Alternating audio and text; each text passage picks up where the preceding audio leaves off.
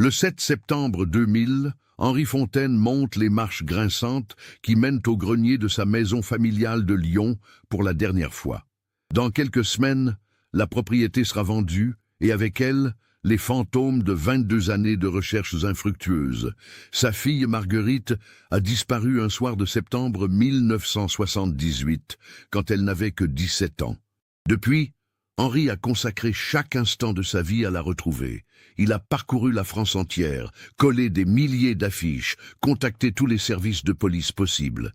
Mais ce matin-là, en déplaçant une vieille étagère couverte de poussière pour préparer le déménagement, Henri découvre quelque chose qui le fait s'effondrer sur le plancher.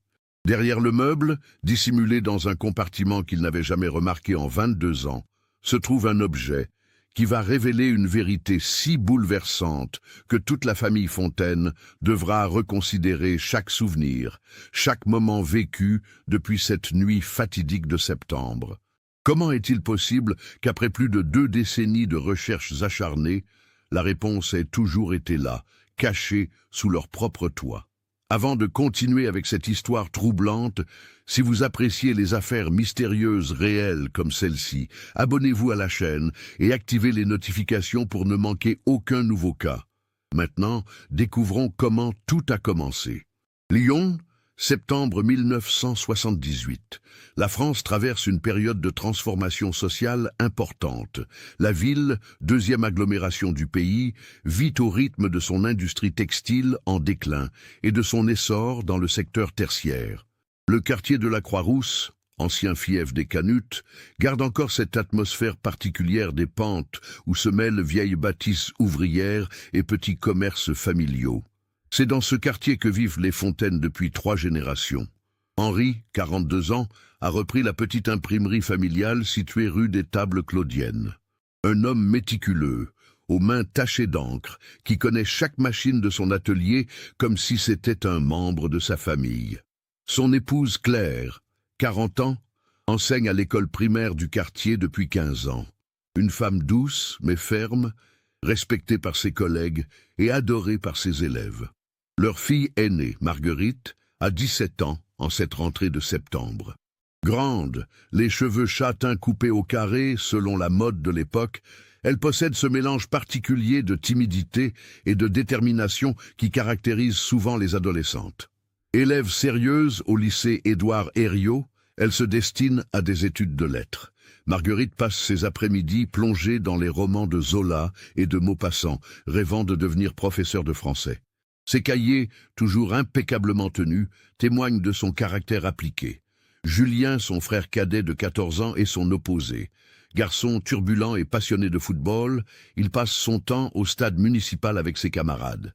Malgré leurs différences, le lien entre le frère et la sœur est profond.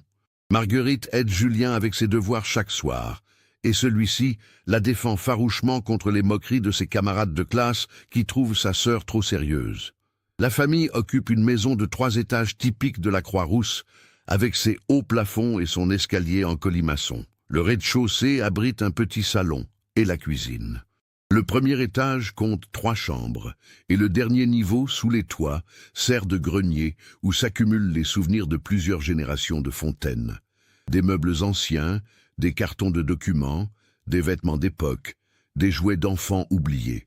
L'atmosphère familiale est stable, presque routinière.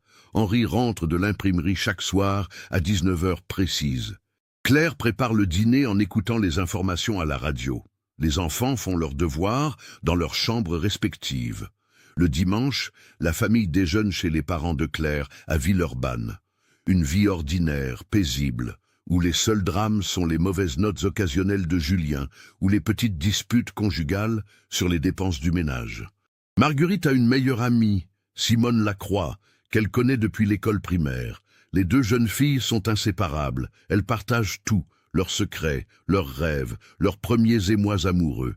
Simone, plus extravertie que Marguerite, l'encourage souvent à sortir davantage, à profiter de sa jeunesse. Mais Marguerite préfère la sécurité de sa chambre et de ses livres. Cette normalité rassurante va être brisée en une seule soirée de septembre, transformant à jamais la vie de cette famille lyonnaise.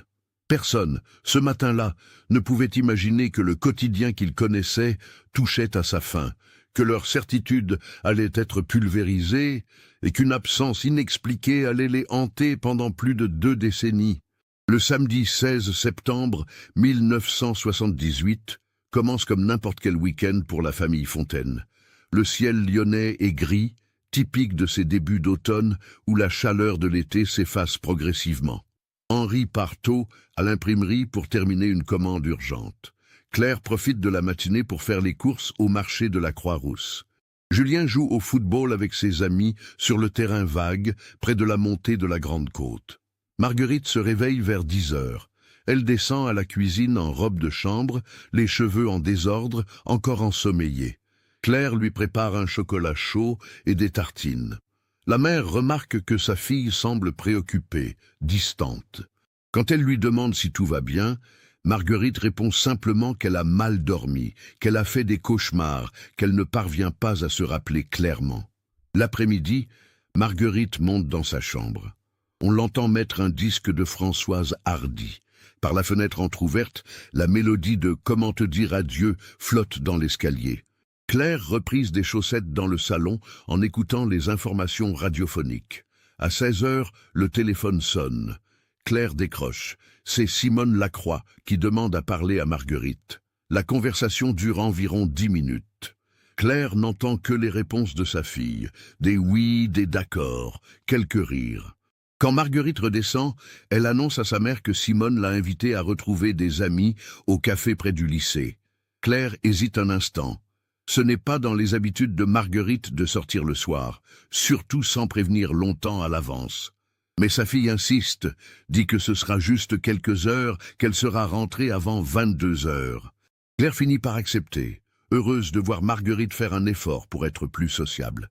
À 18h30 précise, Marguerite descend l'escalier. Elle porte un jean, un pull bleu marine et sa veste en jean qu'elle affectionne particulièrement. Ses cheveux sont attachés en queue de cheval. Elle embrasse rapidement sa mère sur la joue, prend son petit sac à main beige et sort par la porte principale. Claire la regarde s'éloigner dans la rue. C'est la dernière fois qu'elle voit sa fille. Les premières heures passent normalement. Henri rentre de l'imprimerie vers 19h15, un peu plus tard que d'habitude. Julien revient du football vers 20h, affamé et couvert de boue. La famille dîne sans Marguerite, chose inhabituelle mais pas alarmante. Claire a préparé un pot-au-feu. Il parle de choses banales, du match de Julien, d'une machine à l'imprimerie qui nécessite des réparations. 22 heures arrivent, pas de Marguerite. Claire commence à regarder l'horloge plus fréquemment. 22h30. L'inquiétude monte. Henri essaie de la rassurer, dit que les jeunes perdent la notion du temps, que Marguerite est sûrement en train de bavarder avec ses amis. Mais Claire connaît sa fille. Marguerite n'est pas du genre à rentrer en retard sans prévenir. À 23h, Henri décide d'appeler chez les Lacroix. C'est la mère de Simone qui répond. Non, Simone est rentrée depuis longtemps, vers 20h30. Elle est déjà couchée. Marguerite. Non, Simone n'a pas vu Marguerite ce soir. Il doit y avoir une confusion. Henri insiste, explique que Marguerite est sortie après avoir reçu un appel de Simone. Un silence gêné à l'autre bout du fil. Madame Lacroix va réveiller sa fille. Simone prend le téléphone, la voix pâteuse de sommeil. Non, elle n'a pas appelé Marguerite aujourd'hui. Elle l'a vue hier au lycée, mais elle n'avait rien prévu pour ce soir. Elle ne comprend pas de quoi Monsieur Fontaine parle. L'angoisse devient panique. Henri et Claire enfilent leurs manteaux et sortent dans la nuit lyonnaise. Ils parcourent les rues de la Croix-Rousse, interrogent les rares passants, vérifient les cafés encore ouverts. Personne n'a vu Marguerite. Les bistrots ferment les uns après les autres. La ville s'endort pendant que les parents de Marguerite sombrent dans le cauchemar. À 2h du matin, Henri se rend au commissariat central de Lyon, rue de la République. L'agent de permanence, un homme d'une 50aine d'années, aux yeux fatigués, prend note de la disparition. Mais son attitude est celle qu'ont souvent les policiers face aux fugues adolescentes. Il explique à Henri que la plupart des jeunes qui disparaissent ainsi reviennent dans les 48 heures. Une dispute familiale, un petit ami secret, le désir de liberté. Henri insiste sur le fait que Marguerite n'est pas comme ça, qu'elle n'a aucune raison de fuir. L'agent remplit quand même le formulaire de disparition inquiétante, promet qu'ils commenceront les recherches dès le lendemain. Claire attend à la maison, au cas où Marguerite rentrerait. Elle est assise dans le salon, les lumières allumées, incapable de bouger. Julien, réveillé par l'agitation, est descendu et s'est assis près de sa mère en silence. Quand Henri rentre du commissariat, le jour commence à poindre. La famille Fontaine n'a pas dormi, et cette insomnie ne sera que la première d'une longue série qui s'étendra sur 22 années. Le dimanche, les recherches s'organisent. Des voisins, des collègues de Claire, des clients de l'imprimerie d'Henri se joignent pour ratisser le quartier. L'inspecteur Bernard Marchand, un homme d'une quarantaine d'années au regard perçant, prend en charge l'enquête. Il interroge longuement les parents, Julien, Simone. Tous racontent la même version. L'appel téléphonique, le départ de Marguerite, l'attente, l'angoisse. Mais l'appel téléphonique pose problème. Simone jure qu'elle n'a pas appelé. Qui alors? Les relevés téléphoniques de l'époque sont rudimentaires et il faudra des semaines pour obtenir les informations de l'opérateur. En attendant, l'inspecteur Marchand explore toutes les pistes. Le petit ami secret. Marguerite n'en avait pas. Tous les témoignages concordent. Une fugue? Aucun vêtement ne manque dans sa chambre. Son livret de caisse d'épargne n'a pas été touché. Un enlèvement? Mais pourquoi? Les Fontaine ne sont pas riches. Aucune demande de rançon n'arrive. Les jours passent. Les affiches avec le visage souriant de Marguerite apparaissent sur tous les murs de Lyon. Sa photo, prise lors du dernier été, montre une jeune fille aux yeux clairs, un léger sourire aux lèvres, disparue le 16 septembre 1978. Si vous avez des informations, contactez. Le numéro de téléphone des Fontaine est imprimé en gros caractères. Les témoignages affluent, contradictoires et souvent inutiles.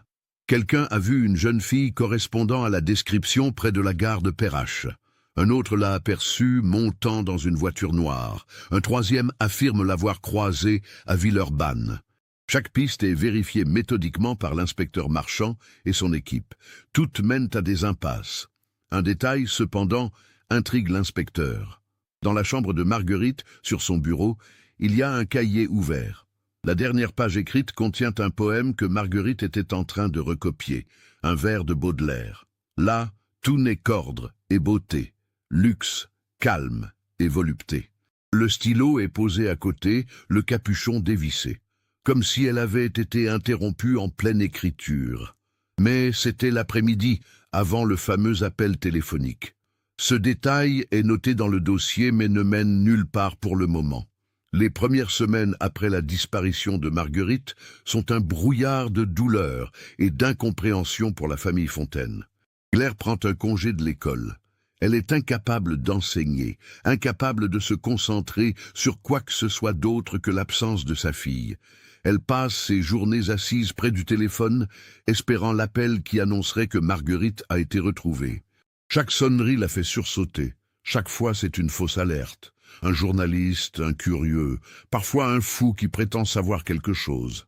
Henri continue d'aller à l'imprimerie, mais son esprit est ailleurs. Ses employés, 2 hommes qui travaillent avec lui depuis des années, font de leur mieux pour maintenir l'activité à flot. Henri fait des erreurs dans les commandes, oublie des rendez-vous avec des clients. La nuit, il ne dort presque pas. Il reste éveillé, ressassant chaque détail du 16 septembre, cherchant ce qu'il aurait pu faire différemment. Julien retourne au lycée après une semaine d'absence. Ses camarades ne savent pas comment réagir face à lui. Certains évitent son regard, gênés. D'autres lui posent des questions insensibles sur sa sœur. Il se bagarre avec un garçon qui a fait une remarque déplacée sur Marguerite.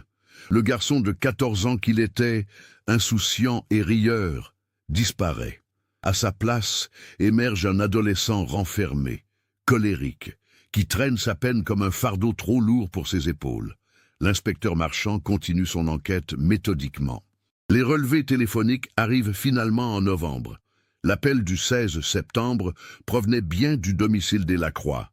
Mais à une heure où toute la famille jure qu'ils étaient sortis, la maison vide. Quelqu'un a donc utilisé leur téléphone en leur absence. Mais qui? Comment cette personne est-elle entrée? Les Lacroix ne se souviennent d'aucune effraction, aucune fenêtre brisée, aucune porte forcée. Madame Lacroix se rappelle cependant avoir trouvé une fenêtre de la cuisine entr'ouverte à leur retour, alors qu'elle était certaine de l'avoir fermée avant de partir. Détail troublant, mais insuffisant. Les mois passent, l'hiver arrive, froid et humide. Lyon se couvre de brouillard. Les recherches actives diminuent progressivement.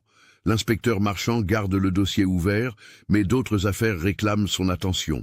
Il continue à appeler les Fontaine régulièrement pour leur dire qu'il n'abandonne pas, qu'il y pense encore. Mais Henri et Claire voient bien que l'espoir s'amenuise dans son regard. Claire retourne enseigner en janvier 1979. Elle a besoin de la routine, de l'occupation mentale que procure le travail, mais elle n'est plus la même enseignante. Les enfants le sentent. Elle est plus stricte, moins patiente, comme si elle leur en voulait secrètement de leur insouciance, de leur présence, alors que Marguerite n'est pas là. La première année s'écoule dans une attente douloureuse. Chaque événement familial est marqué par l'absence. Le 18 mars 1979, Marguerite aurait eu 18 ans. Claire prépare son gâteau préféré, une tarte aux pommes. Ils la mangent en silence. 3 personnes autour d'une table qui devrait en accueillir 4. Une place reste vide, le couvert mis comme si Marguerite allait arriver d'un instant à l'autre. L'été suivant, la famille ne part pas en vacances. Comment pourrait-il profiter de la mer ou de la montagne alors que Marguerite est quelque part, peut-être en danger, peut-être pire? Cette pensée hante surtout Henri. Où est-elle? Que lui est-il arrivé? Est-elle encore en vie? Ces questions tournent en boucle dans sa tête, jour et nuit, sans réponse. Les théories se multiplient au fil des ans. Certains voisins murmurent que Marguerite a fui un foyer malheureux, qu'il devait y avoir des tensions familiales dont personne n'était au courant. Claire surprend un jour une conversation de ce genre à l'épicerie du coin. Elle en est blessée profondément. Comment ose-t-il? Comment ose-t-il salir la mémoire de sa fille avec leurs suppositions malveillantes? D'autres théories plus sombres circulent. Un prédateur qui rôdait dans le quartier, une secte qui enlevait des jeunes filles, un réseau de prostitution. Chaque nouvelle disparition de jeunes femmes en France ravive l'espoir terrible des Fontaine. Et si c'était lié? Et si Marguerite était détenue quelque part avec d'autres victimes? À chaque fois, l'inspecteur Marchand vérifie, compare, cherche des similitudes. À chaque fois, rien. 5 ans après la disparition, en septembre 1983, un corps est retrouvé dans la Saône, près de Neuville-sur-Saône. Une jeune femme noyée depuis plusieurs mois selon l'expertise médicale. Les autorités contactent Henri. Il doit venir identifier le corps. Le trajet jusqu'à la morgue est le plus long de sa vie. Dans sa tête, il prie pour que ce ne soit pas Marguerite, tout en espérant paradoxalement que ce soit elle, que l'attente s'arrête enfin, qu'il puisse au moins la ramener à la maison, l'enterrer dignement. Ce n'est pas elle, le corps est celui d'une autre disparue. Henri ressort de la morgue avec un mélange de soulagement et de désespoir renouvelé. Julien grandit dans l'ombre de sa sœur disparue. À 19 ans, en 1983, il quitte Lyon pour Paris. Il ne supporte plus l'atmosphère pesante de la maison familiale, les silences lourds, les regards tristes de ses parents. Il s'inscrit à l'université, étudie l'ingénierie. Il appelle ses parents chaque dimanche, mais les conversations sont brèves, tendues. Julien se sent coupable de vivre sa vie alors que Marguerite n'a jamais eu cette chance. Henri, lui, ne renonce jamais. Il constitue des dossiers méticuleux. Chaque coupure de journal sur une disparition, chaque information qui pourrait avoir un lien, même ténu, avec le cas de Marguerite. Il contacte des associations de familles de disparus, participe à des émissions de télévision où l'on appelle les témoins, colle de nouvelles affiches chaque année à la date anniversaire de la disparition. Claire développe une relation particulière avec Simone Lacroix qui continue de venir régulièrement à la maison. Simone se sent terriblement coupable, comme si c'était sa faute, comme si l'usage de son téléphone familial pour cet appel mystérieux la liait d'une manière ou d'une autre à la disparition de sa meilleure amie. Elle étudie la psychologie à l'université et consacre son mémoire de maîtrise au traumatisme des familles de disparus. Claire trouve un certain réconfort dans ses visites, comme si une partie de Marguerite vivait encore à travers cette jeune femme qui l'aimait tant. Les années 90 arrivent. La technologie progresse. Les ordinateurs se démocratisent. L'inspecteur Marchand, désormais proche de la retraite, informatise l'ancien dossier papier de Marguerite Fontaine. Il le verse dans les nouvelles bases de données nationales. Peut-être qu'un jour, une correspondance surviendra, une empreinte digitale, un témoignage dans une autre région. En 1995, 17 ans après la disparition, Claire tombe gravement malade. Un cancer du sein diagnostiqué trop tard. Elle lutte pendant 2 ans, affaiblie par la chimiothérapie. Henri s'occupe d'elle avec un dévouement absolu, comme s'il essayait de compenser son impuissance face à la disparition de Marguerite. Claire meurt en février 1997, à l'âge de 59 ans. Sur son lit de mort, elle tient la main d'Henri et murmure « Tu la retrouveras. Je sais que tu la retrouveras. » Après la mort de Claire, Henri vit seul dans la grande maison de la Croix-Rousse. Julien, qui s'est marié et a 2 enfants, vit toujours à Paris. Il propose à son père de venir habiter avec eux, mais Henri refuse. Il ne peut pas quitter cette maison. C'est le dernier endroit où Marguerite a vécu. S'il part, il aura l'impression de l'abandonner définitivement. Les pièces vides résonnent du silence. Henri continue de monter de temps en temps dans la chambre de Marguerite, restée exactement comme elle l'avait laissée ce samedi de septembre. Les posters au mur, les livres sur l'étagère, le cahier avec le vers de Baudelaire inachevé, un sanctuaire figé dans le temps. En 1999, l'inspecteur Marchand prend sa retraite. Il passe voir Henri une dernière fois avant de quitter Lyon pour s'installer dans le Midi. Les 2 hommes, qui ont passé 21 ans à chercher Marguerite ensemble, restent assis dans le salon sans beaucoup parler. Qu'y a-t-il à dire après tout ce temps? Marchand laisse à Henri son numéro personnel, si jamais il y a du nouveau, qu'il n'hésite pas à appeler. Mais tous 2 savent que les chances s'amenuisent chaque année. Pourtant, le destin réserve encore une surprise, une découverte qui va tout changer. Mais pour cela, il faudra attendre septembre 2000, et un déménagement que Henri repousse depuis des années. Le printemps de l'an 2000 marque un tournant pour Henri Fontaine. À 64 ans, il se fait à l'idée qu'il ne peut plus vivre seul dans cette grande maison. Son fils, Julien, insiste depuis des mois. Les escaliers deviennent difficiles à monter, les pièces trop nombreuses pour un homme seul. L'imprimerie a été vendue 3 ans plus tôt lors de la maladie de Claire. Henri vit désormais de sa retraite modeste. En mai, un jeune couple visite la maison. Il la trouve charmante, malgré son état vieillot et le besoin évident de rénovation. Ils font une offre.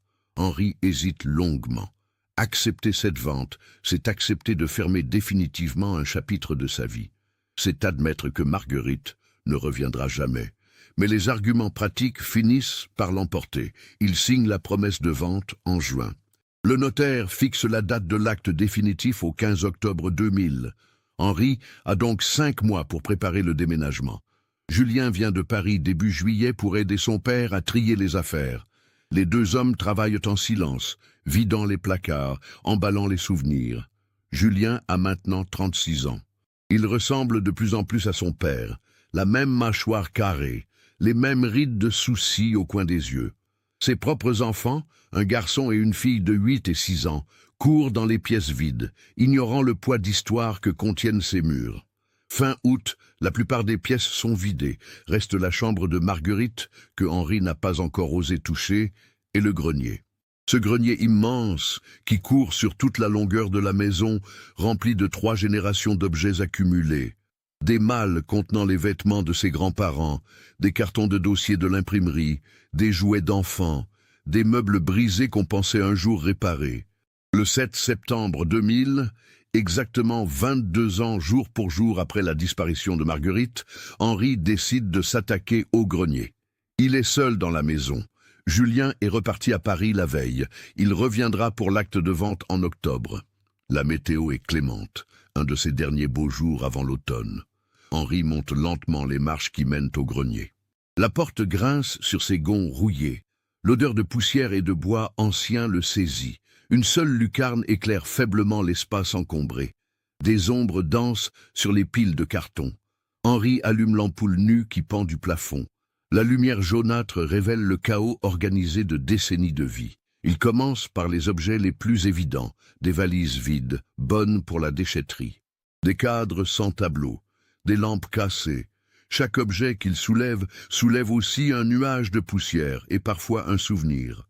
Cette chaise, c'était celle de son père qui aimait s'asseoir devant la fenêtre du salon. Cette machine à coudre, c'était celle de sa mère qui raccommodait les vêtements de toute la famille. Vers midi, Henri fait une pause. Il redescend à la cuisine, se prépare un sandwich, boit un verre d'eau. Il regarde par la fenêtre la rue où Marguerite a marché pour la dernière fois. 22 ans. Plus de la moitié de sa vie passée à la chercher. Il remonte au grenier, déterminé à finir au moins une partie du tri aujourd'hui. C'est en déplaçant une vieille étagère en bois massif, coincée contre le mur du fond, qu'Henri fait une découverte étrange. L'étagère résiste, lourde et encombrante. Il la tire de toutes ses forces, elle bascule légèrement. Derrière, le mur présente une irrégularité, une sorte de panneau de bois qui ne correspond pas au reste du mur, blanchi à la chaux. Henri s'approche, intrigué. Ce panneau d'environ 80 cm de haut, sur 60 de large, semble avoir été ajouté après coup. Il n'est pas peint, contrairement au reste du grenier. Henri passe sa main dessus. Le bois est brut, légèrement rugueux. Sur le côté, il y a 2 petites charnières rouillées. Ce n'est pas un mur, c'est une porte, un compartiment secret. Son cœur se met à battre plus vite. En 22 ans de vie dans cette maison, dont 42 avant la disparition de Marguerite, il n'a jamais remarqué ce panneau. L'étagère était là depuis toujours, personne ne l'avait jamais déplacée. Personne ne savait qu'il y avait quelque chose derrière. Henri cherche un moyen d'ouvrir le panneau. Il n'y a pas de poignée visible. Il glisse ses doigts sur le bord, trouve une prise, tire doucement. Le bois grince. Le panneau s'ouvre vers l'extérieur, révélant un espace creux d'environ 50 cm de profondeur, creusé dans l'épaisseur du mur. Un espace juste assez grand pour y cacher des objets. Et il y a quelque chose à l'intérieur. Henri distingue des formes dans l'obscurité du compartiment. Sa main tremble quand il tend le bras pour saisir ce qui s'y trouve. Ses doigts touchent du tissu. Il tire vers lui. C'est une veste en jean délavé, la veste de Marguerite, celle qu'elle portait le soir de sa disparition. La pièce se met à tourner autour d'Henri. Il s'assoit lourdement sur le plancher poussiéreux, la veste entre les mains. Il la porte à son visage. L'odeur a disparu depuis longtemps, remplacée par celle du renfermé et de la moisissure, mais c'est bien la veste de sa fille. Il reconnaît la déchirure sur la manche gauche que Marguerite avait fait en s'accrochant à une clôture l'année avant sa disparition. Il reconnaît le pins sur le col, un petit badge avec le symbole de la paix. Comment est-ce possible ? Comment cette veste peut-elle être ici, cachée dans un compartiment secret du grenier familial? Henri plonge de nouveau la main dans le compartiment. Il y a d'autres objets. Un sac à main beige. Le sac de Marguerite. Henri l'ouvre d'une main tremblante. À l'intérieur, son portefeuille contenant sa carte d'identité, quelques francs, des tickets de bus. Une photo de la famille prise l'été précédent. Un tube de rouge à lèvres. Et il y a autre chose. Un cahier à spirale similaire à ceux que Marguerite utilisait pour l'école. Henri le sort du compartiment, l'approche de la lumière. Sur la couverture, d'une écriture qu'il reconnaît immédiatement, le prénom Marguerite est inscrit. Henri ouvre le cahier. La première page est datée du 10 septembre 1978, 6 jours avant la disparition. Les pages sont couvertes de l'écriture appliquée de sa fille. C'est un journal intime. Henri commence à lire, les larmes brouillant sa vision. Les premières entrées parlent de choses banales. Les cours au lycée, une dispute avec Julien à propos d'un disque emprunté sans permission, les devoirs de français, puis le ton change. À la date du 14 septembre, Marguerite écrit quelque chose qui glace le sang d'Henri. « Je ne peux plus continuer à garder ce secret. Ça me ronge de l'intérieur. Je dois en parler à quelqu'un, mais à qui? Si je le dis, tout va exploser. La famille sera détruite. Mais si je ne dis rien, je vais devenir folle. » Henri tourne les pages fébrilement. L'entrée du 15 septembre, la veille de la disparition, est plus longue, plus désespérée. Marguerite y décrit une conversation qu'elle a surprise quelques jours auparavant. Une conversation entre deux personnes qu'elle ne nomme pas clairement, mais dont elle suggère qu'elles sont proches de la famille. Une conversation qui révélait quelque chose de terrible, quelque chose qu'elle n'aurait jamais dû entendre. La dernière entrée date du 16 septembre, le jour même de la disparition. Elle est brève, griffonnée rapidement, l'écriture moins soignée que d'habitude. C'est décidé. Je vais tout dire ce soir. Je ne peux plus vivre avec ça.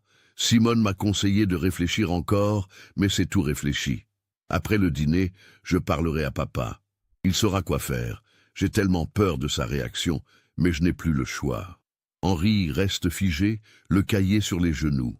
Le soleil a commencé à descendre, projetant des ombres allongées dans le grenier. Marguerite savait quelque chose, un secret si important qu'elle envisageait de le révéler, et elle a disparu le jour même où elle devait en parler. Ce ne peut pas être une coïncidence. Mais qui d'autre savait pour ce journal? Qui a caché ces objets ici? Et surtout, où est Marguerite maintenant? Henri Fontaine reste assis dans le grenier jusqu'à ce que l'obscurité soit presque complète. Le cahier de Marguerite serré contre sa poitrine, il essaie de mettre de l'ordre dans ses pensées. 22 ans. Pendant 22 ans, ces objets étaient là, à quelques mètres au-dessus de sa tête, pendant qu'il cherchait sa fille aux quatre coins de la France. Il redescend finalement, ses genoux craquant douloureusement dans l'escalier. Dans le salon, il allume toutes les lumières. Il étale les objets trouvés sur la table basse. La veste, le sac, le portefeuille, le journal intime. Il photographie chaque objet avec l'appareil photo numérique que Julien lui a offert pour son anniversaire. Ses mains tremblent tellement qu'il doit s'y reprendre à plusieurs fois. Il est 23 heures passées quand il compose le numéro de Julien. Son fils répond après plusieurs sonneries, la voix ensommeillée. « Papa, tout va bien? Il est tard ?» Henri a du mal à parler. Sa gorge est serrée. Il inspire profondément. « Julien, j'ai trouvé quelque chose. Dans le grenier. Les affaires de Marguerite. Sa veste, son sac, un journal intime. » Un silence à l'autre bout du fil. Puis la voix de Julien, soudain totalement réveillée, tendue. « Quoi? Comment est-ce possible? Où était-elle » Henri explique le compartiment secret, l'étagère, les 22 ans passés sans savoir. Julien écoute sans l'interrompre. Quand Henri a terminé, son fils reste silencieux un long moment. « Papa, il faut appeler la police, immédiatement. » Je sais, mais Julien, il y a quelque chose dans son journal. Elle savait quelque chose, un secret. Elle voulait m'en parler le soir de sa disparition. Un secret sur quoi? Je ne sais pas, elle ne le dit pas clairement, mais c'était grave, assez grave pour qu'elle ait peur de le révéler. Tu as lu tout le journal? Pas encore, je voulais t'appeler d'abord. Papa, lis-le entièrement cette nuit. Demain matin, je prends le premier train pour Lyon. On ira ensemble à la police avec tous les éléments. Après avoir raccroché, Henri se prépare un café fort et s'installe dans le fauteuil du salon. Il ouvre le journal de Marguerite et commence à lire depuis le début, méthodiquement cette fois. Les premières pages remontent à juin 1978. Marguerite y parle de ses révisions pour le baccalauréat, de ses projets d'études, de ses lectures. Elle mentionne ses sorties avec Simone, un film qu'elles sont allées voir au cinéma, une discussion sur l'avenir. Le ton est celui d'une adolescente ordinaire, avec ses préoccupations, ses rêves, ses petites anxiétés. Puis, début septembre, quelque chose change. Le 6 septembre, Marguerite écrit « Aujourd'hui, je suis rentrée plus tôt que prévu de chez Simone. J'avais oublié mon livre de français. En montant chercher dans ma chambre, j'ai entendu des voix au 2e étage. La porte du bureau était entr'ouverte.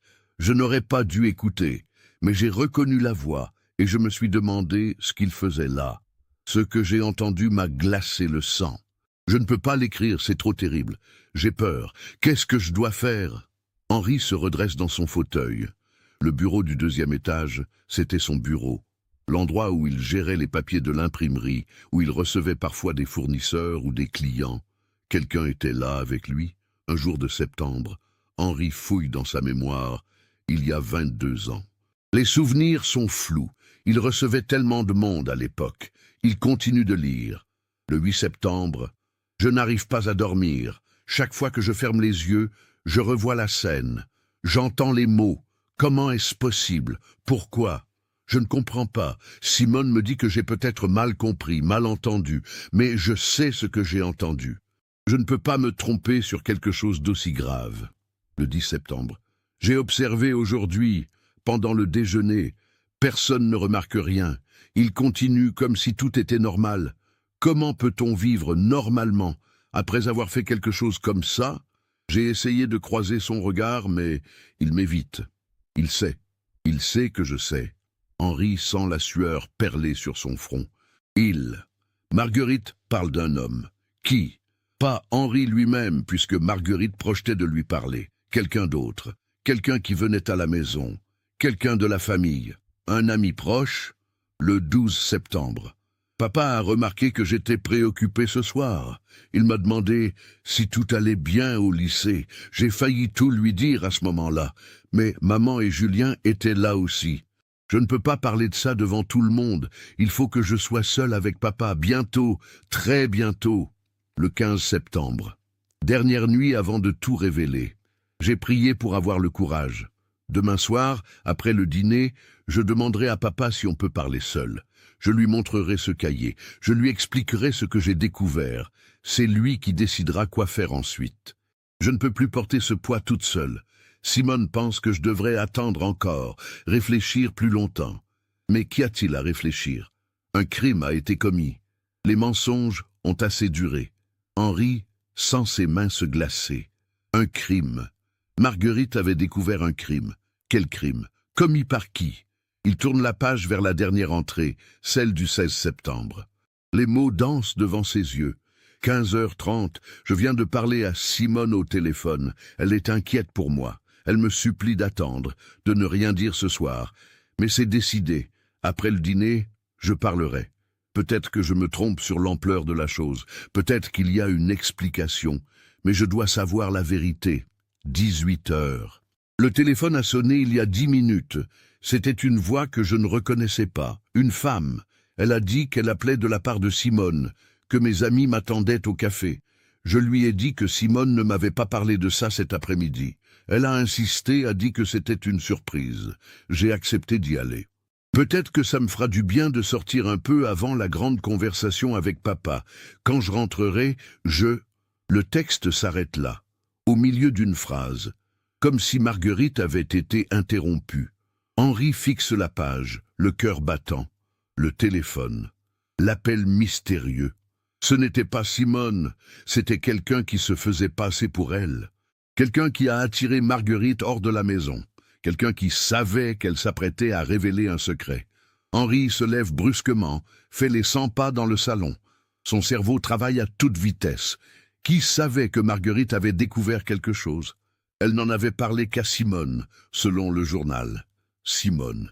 Il faut qu'il parle à Simone. Il regarde l'horloge. 3h du matin. Trop tard pour appeler. Il devra attendre l'aube. Henri retourne au journal, le relit une 3e fois, cherchant le moindre indice supplémentaire. Mais Marguerite a été prudente. Elle ne nomme personne. Elle ne décrit pas précisément ce qu'elle a entendu, sauf dans la toute dernière page. Henri ne l'avait pas remarqué lors de sa première lecture. C'est une page arrachée à moitié, comme si quelqu'un avait essayé de l'enlever puis avait renoncé. Les mots écrits dessus sont à peine lisibles, griffonnés rapidement, l'encre bavée par endroits. Mais Henri parvient à déchiffrer. Si quelque chose m'arrive, si je ne reviens pas, cherchez dans les papiers de l'imprimerie. Facture août 78. Faux. Tout est faux. Henri sent le sang quitter son visage. Les papiers de l'imprimerie. Une facture d'août 1978. Fausse. Qu'est-ce que cela signifie? Il se précipite vers le bureau, fouille dans les vieux cartons qu'il n'a pas encore jetés. Les archives de l'imprimerie, où sont-elles? Il met plusieurs minutes à retrouver les bonnes boîtes. Ses mains tremblent tellement qu'il renverse un carton. Les papiers s'éparpillent sur le sol. Il se met à genoux, trie fébrilement les documents. Facture, bon de commande, relevé bancaire. Août 1978. Voilà. un dossier complet du mois d'août. Henri épluche chaque facture. Rien ne lui paraît anormal. Des commandes habituelles. Faire-part, carte de visite, flyers publicitaires. Puis il tombe sur une facture qu'il fait s'arrêter, une commande importante, 1000 exemplaires de documents officiels pour la mairie, payés en espèces, un montant conséquent, 3000 francs. Henri se souvient de cette commande. C'était son frère, Robert, qui travaillait à la mairie de Villeurbanne, qui la lui avait apportée. Robert. Le frère cadet d'Henri. Ils ne se parlent presque plus depuis des années. Une brouille familiale après la mort de leur mère, une histoire d'héritage mal partagée. Mais à l'époque, en 78, les relations étaient encore cordiales. Robert passait régulièrement à la maison, il était proche de Marguerite, il l'emmenait parfois au cinéma ou à des expositions. Henri examine la facture de plus près. Quelque chose cloche, le tampon de la mairie semble étrange. L'encre est différente. Et le numéro de bon de commande ne correspond pas au système de numérotation habituel des administrations. Henri a produit assez de documents officiels dans sa carrière pour le savoir. C'est une fausse facture. Robert a commandé des faux documents officiels. 1000 exemplaires? Pour faire quoi? Henri sent la nausée monter.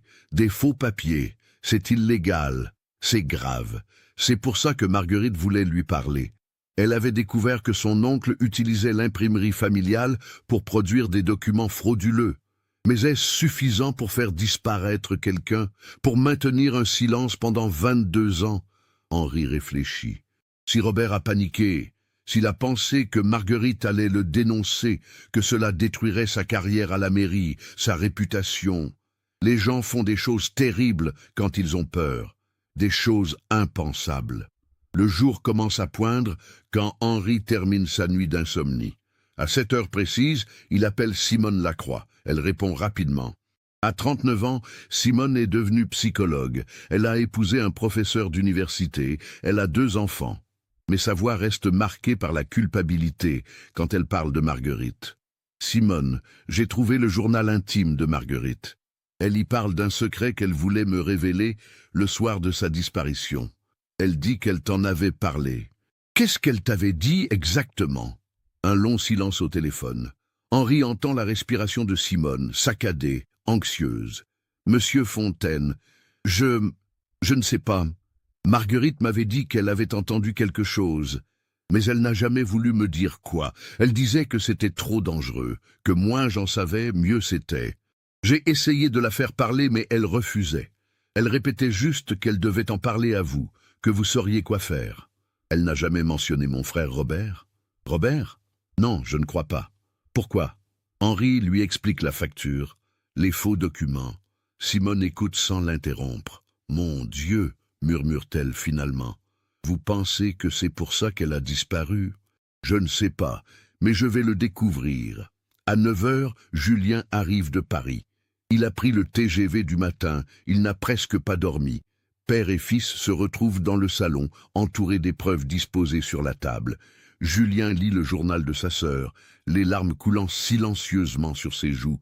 Quand il a terminé, il regarde son père. « Oncle Robert, tu penses vraiment qu'il pourrait avoir... » « Je ne sais pas ce que je pense, mais nous devons aller à la police avec tout ça, maintenant. » Au commissariat central de Lyon, ils sont reçus par le commandant Sylvie Dufour, une femme d'une 50aine d'années, qui a repris l'ancien dossier de Marguerite Fontaine quand il a été informatisé.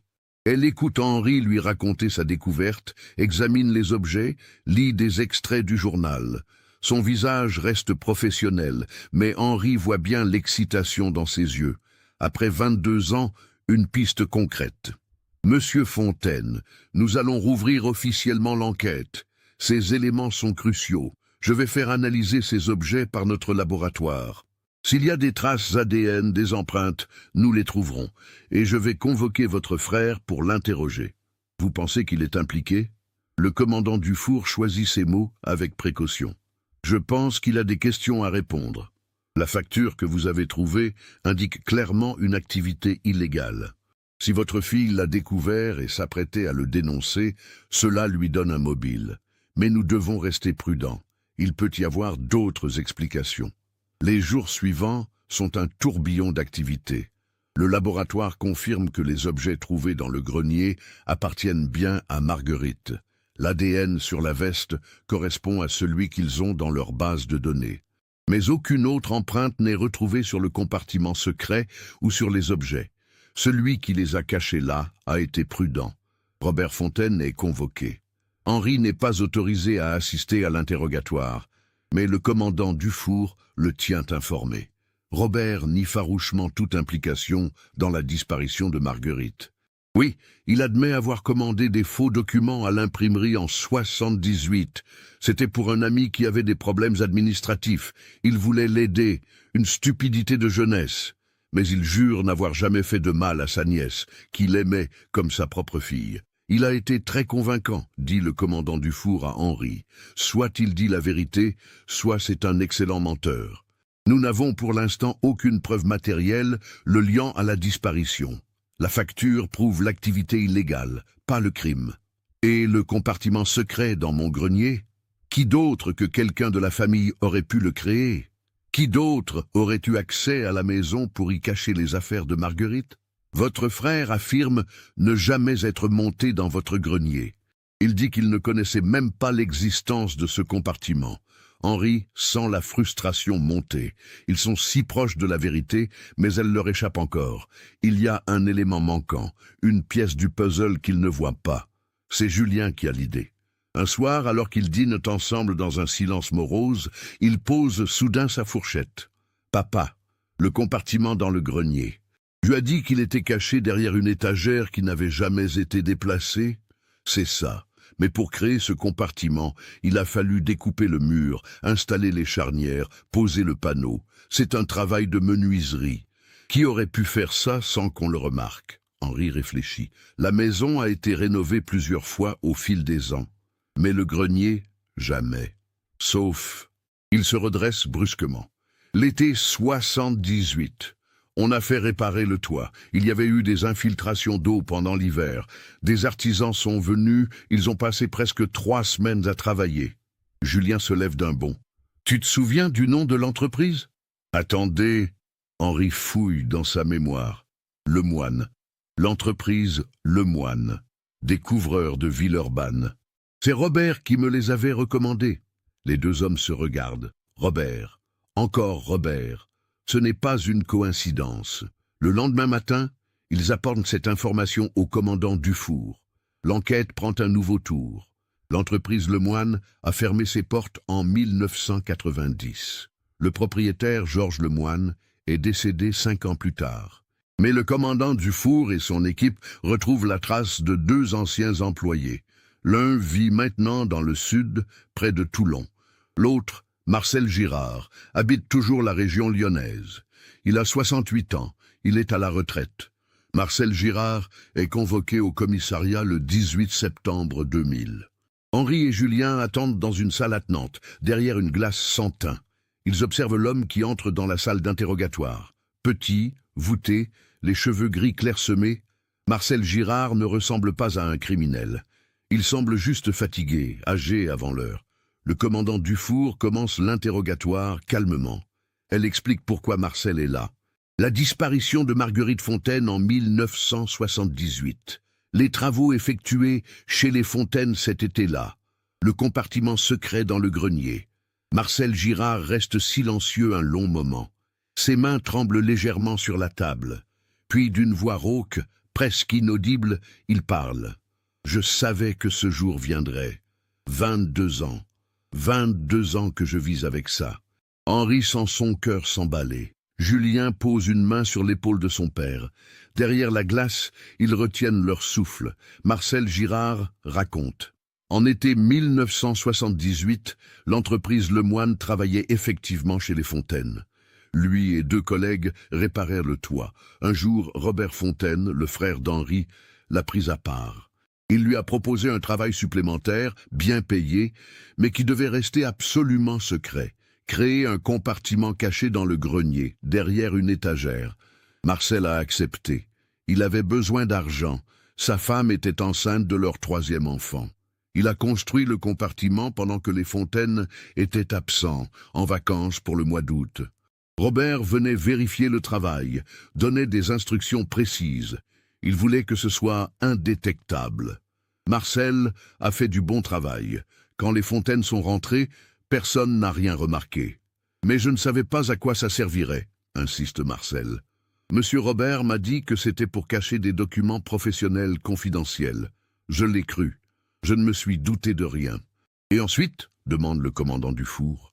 Marcel hésite, ses yeux se remplissent de larmes. En septembre, j'ai appris pour la disparition de la petite. J'ai vu les affiches partout.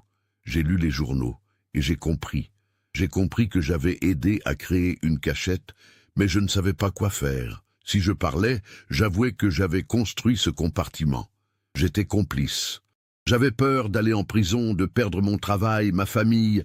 Alors je me suis tu. Le commandant Dufour se penche vers lui. Monsieur Girard, êtes-vous en train de nous dire que Robert Fontaine a utilisé ce compartiment pour cacher les affaires de Marguerite? Je ne sais pas, je n'ai aucune preuve. Mais qui d'autre connaissait son existence? Dans la salle adjacente, Henri est livide. Son propre frère a fait construire cette cachette. Et quelques semaines plus tard, Marguerite disparaissait et ses affaires se retrouvaient dans cette même cachette. C'est impossible. C'est inconcevable. Mais c'est la seule explication logique. Robert Fontaine est de nouveau convoqué. Cette fois, l'interrogatoire est plus dur. Face au témoignage de Marcel Girard, face aux preuves qui s'accumulent, Robert ne peut plus nier avoir fait construire le compartiment. Mais il maintient qu'il n'a rien à voir avec la disparition de Marguerite. J'avais besoin d'une cachette pour des documents compromettants, finit-il par admettre. Les faux papiers que je produisais, ce n'était pas juste pour un ami. C'était une activité régulière. Je gagnais beaucoup d'argent avec ça. J'utilisais l'imprimerie d'Henri sans qu'il le sache. Je ne pouvais pas garder les preuves chez moi, ma femme aurait pu les trouver. Alors j'ai pensé au grenier d'Henri. Il n'y montait jamais. C'était l'endroit parfait. Et Marguerite a découvert votre trafic, dit le commandant Dufour. Ce n'est pas une question, c'est une affirmation. Robert baisse la tête. Oui, elle m'a entendu en parler avec Henri. Enfin, elle croyait parler à Henri. C'était moi dans son bureau ce jour-là. Je discutais avec un client au téléphone. Des détails sur une nouvelle commande de faux documents. Marguerite est rentrée plus tôt que prévu. Elle a entendu. Je l'ai compris à son regard quand elle m'a croisé dans l'escalier. Elle savait. Qu'avez-vous fait? J'ai paniqué. Ma carrière, ma réputation, tout était en jeu. Si elle parlait, j'allais en prison. J'ai essayé de lui expliquer, de la raisonner. Mais Marguerite était têtue. Elle disait que c'était mal, que c'était illégal, qu'elle devait en parler à son père. Le silence dans la salle d'interrogatoire est pesant. Henri, derrière la glace, retient son souffle. Julien serre le poing. J'ai décidé de l'empêcher de parler, continue Robert, la voix brisée. Je savais qu'elle avait prévu de tout raconter à Henri le soir du 16 septembre.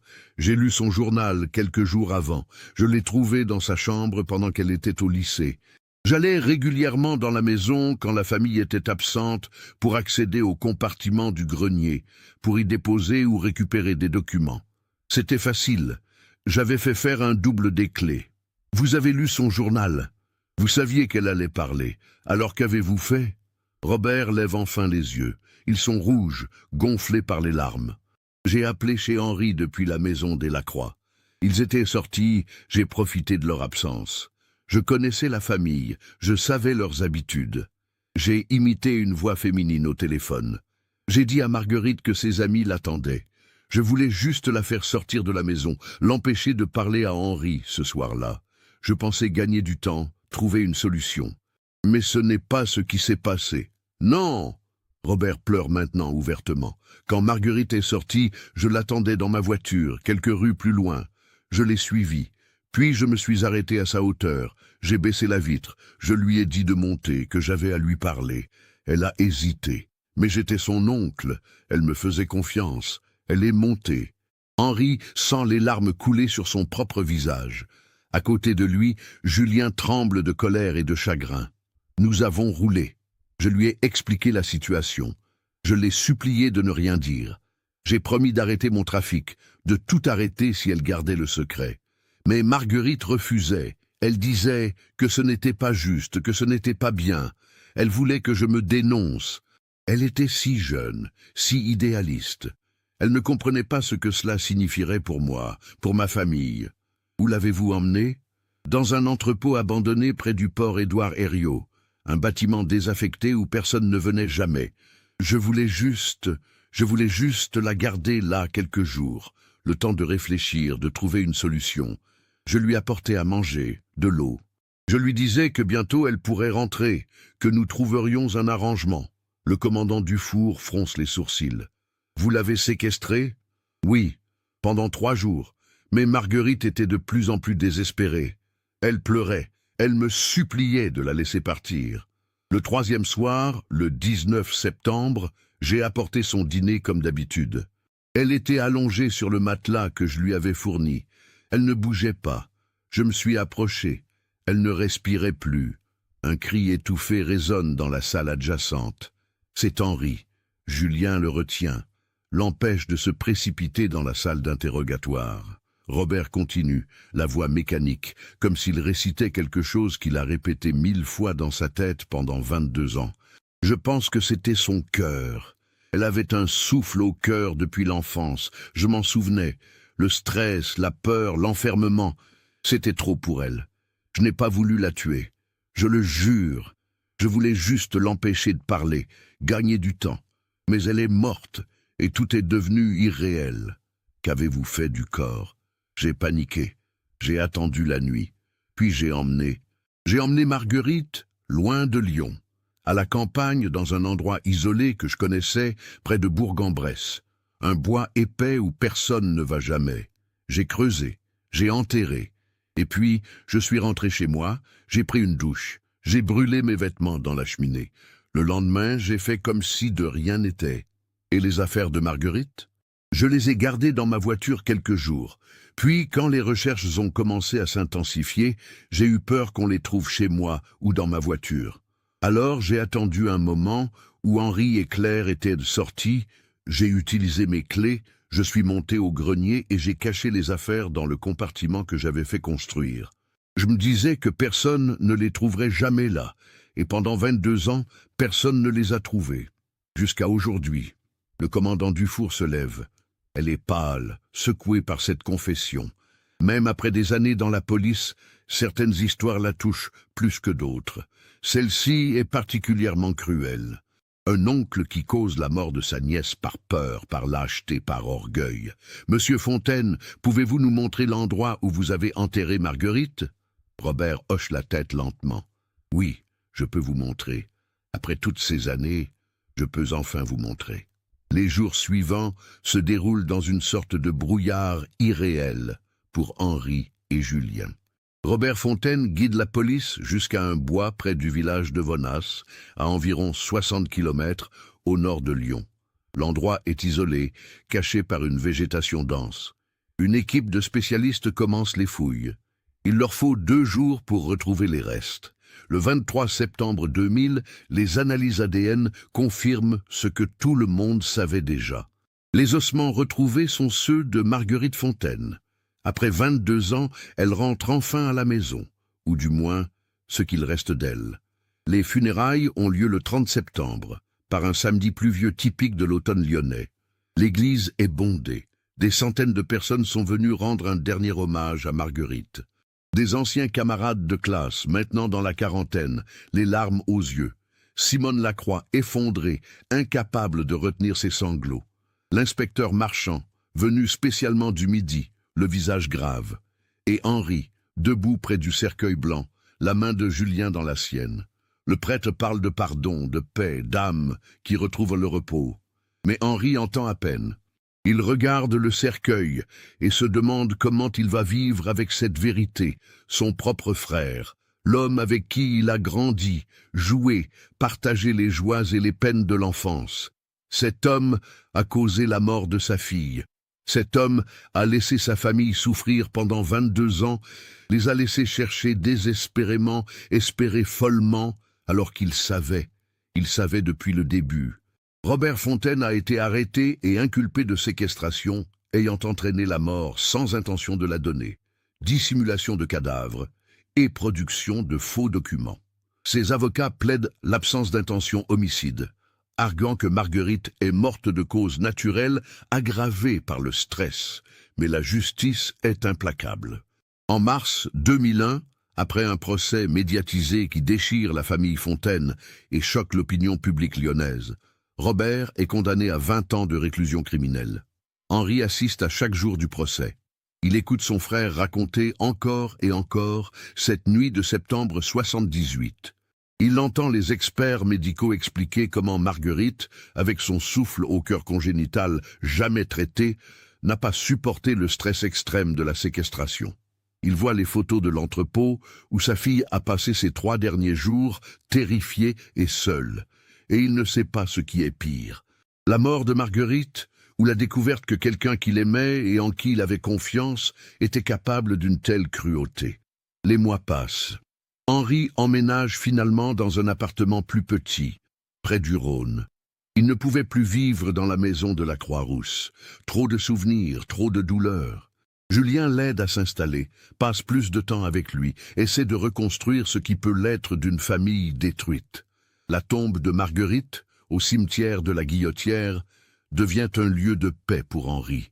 Il y vient chaque semaine, pose des fleurs fraîches, parle à sa fille. Il lui raconte sa vie, les petits-enfants qu'elle n'a jamais connus, le monde qui a changé depuis qu'elle l'a quitté. Et il lui demande pardon. Pardon de ne pas avoir été là ce soir-là.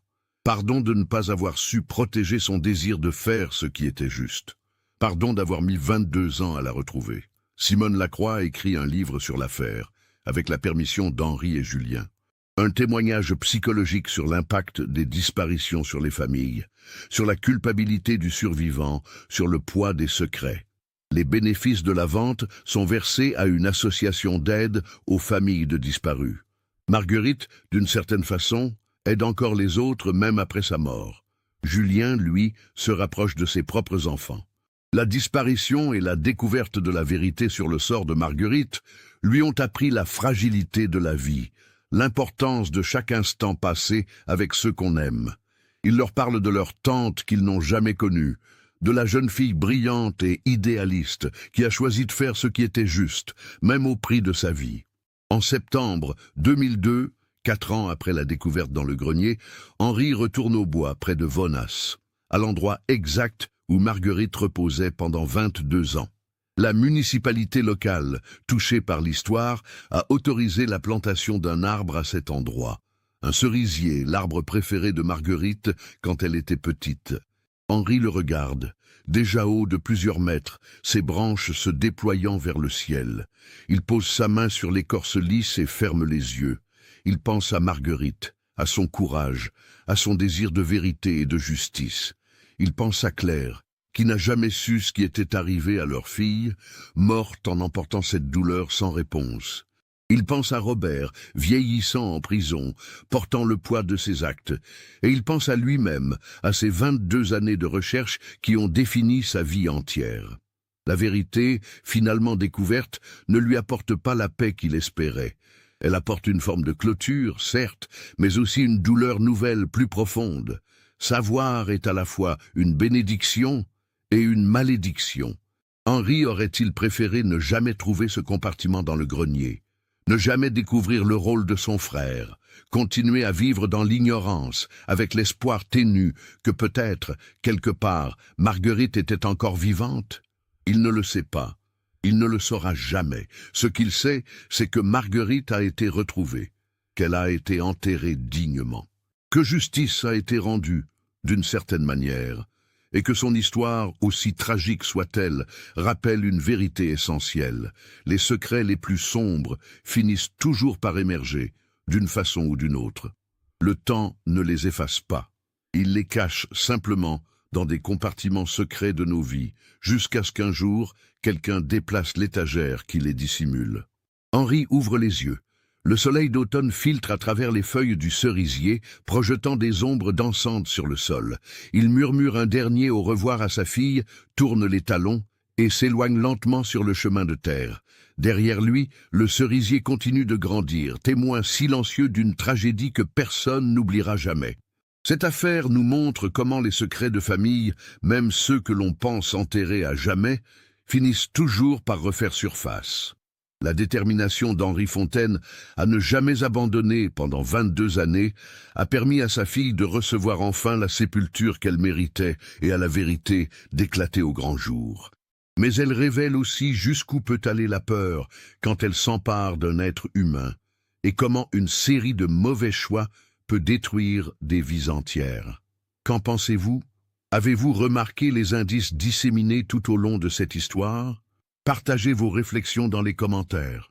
Si ce type d'enquête approfondie vous intéresse, n'oubliez pas de vous abonner à la chaîne et d'activer les notifications pour ne manquer aucun nouveau cas. Laissez un like si cette histoire vous a touché et partagez-la avec quelqu'un qui apprécierait également ce genre de récit.